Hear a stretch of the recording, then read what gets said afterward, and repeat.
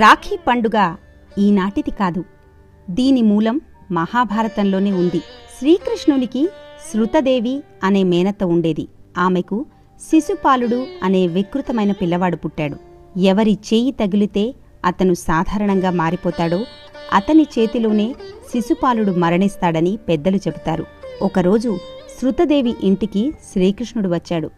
అతని చేతిలో శిశుపాలుని ఉంచగానే చక్కటి పిల్లవాడుగా మారిపోయాడు.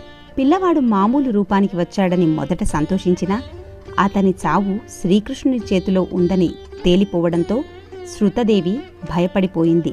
అతని చావు శ్రీకృష్ణుని చేతిలో ఉందని తేలిపోవడంతో శృతదేవి భయపడిపోయింది. తన కుమారుడిని చంపే పరిస్థితి వచ్చినా పెద్ద మనసుతో క్షమించమని శ్రీకృష్ణుని వేడుకుంది.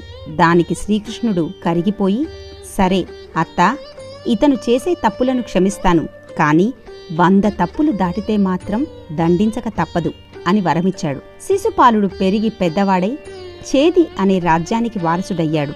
ఒక రాజ్యానికి రాజు, పైగా శ్రీకృష్ణునికి బంధువు. అయినా ఎంతో దుర్మార్గంగా ప్రవర్తించేవాడు శిశుపాలుడు. రాజ్యంలో వారిని పీడించడమే కాకుండా చీటికి మాటికి కృష్ణుడితో గొడవ పడుతూ ఉండేవాడు. అలా ఒకసారి నిండు సభలో శ్రీకృష్ణుణ్ణి దూషించడం మొదలుపెట్టాడు. ఆ రోజు చేసిన పొరపాటుతో శిశుపాలుని 100 తప్పులు పూర్తవడంతో శ్రీకృష్ణునిలో సహనం నశించింది. అంతే, తన సుదర్శన చక్రాన్ని ఒక్కసారిగా శిశుపాలుని మీదకు ప్రయోగించాడు. అలా బుద్ధిగా ఉంటే బతికిపోతావు అని చెప్పినా వినకుండా శిశుపాలుడు తన ప్రాణాల మీదకు తెచ్చుకున్నాడు. కృష్ణుడు ఎంతో ఆవేశంతో సుదర్శన చక్రాన్ని ప్రయోగించాడు కదా, ఆ సమయంలో అతని వేలు కూడా కాస్త తెగింది. ఆ వేలుకి కట్టుకట్టేందుకు నలుగురు 4 దిక్కులకి పరుగులు తీశారు.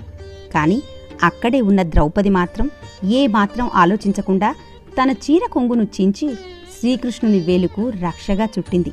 నన్ను అన్నగా భావించి ఆదుకున్నావు కాబట్టి నీకు ఎలాంటి ప్రమాదం వచ్చినా నన్ను తలుచుకో, వెంటనే నిన్ను ఆదుకుంటాను అని అభయమిచ్చాడు శ్రీకృష్ణుడు.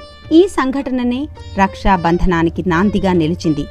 తరువాతి కాలంలో ద్రౌపది చీరను లాగి కౌరవులు నిండు సభలో అవమానించాలని అనుకుంటే దానిని అడ్డుకున్నాడు శ్రీకృష్ణుడు.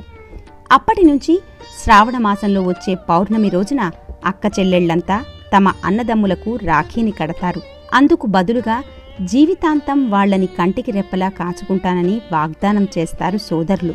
ఇదొక్కటే కాదు, రాఖీ ప్రస్తావన అనేక సందర్భాల్లో వచ్చింది. దేవదానవ యుద్ధంలో ఇంద్రుడికి విజయం కలగాలని శచీదేవి రక్ష కడుతుంది. చారిత్రకంగా గ్రీకు రాజు అలెగ్జాండర్ తన పెద్ద సైన్యంతో భారతదేశంపైకి దండెత్తి వస్తాడు. ఈ క్రమంలో జీలం నదికి ఆవల ఉన్న రాజ్యాన్ని పరిపాలిస్తున్న పురుషోత్తముడితో యుద్ధానికి తలపడతాడు. అయితే పురుషోత్తముని శక్తి సామర్థ్యాల గురించి విన్న అతని భార్య రుక్సానా తన భర్త క్షేమం కోసం పురుషోత్తముడిని శరణు కోరి అతనికి రాఖీ కడుతుంది. రుక్సానాను సోదరిగా భావించిన పురుషోత్తముడు యుద్ధంలో అలెగ్జాండర్ ఓడిపోయినా అతనిని చంపకుండా వదిలివేస్తాడు. పూర్వకాలంలో రాజవంశీకులకు ఇబ్బందులు, ప్రమాదాలు కలుగుతాయనే కారణంగా వాటి నుంచి రక్షణ పొందడానికి కట్టుకునే ఆనవాయితీ నుంచి ఈ రక్షాబంధనం వచ్చినట్టు తెలుస్తోంది.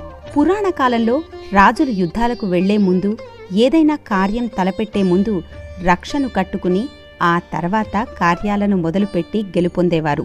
రాఖీ పౌర్ణమి రోజు కట్టే రక్షలో అసామాన్యమైన శక్తి ఉంటుందని ప్రజల ప్రగాఢ విశ్వాసం.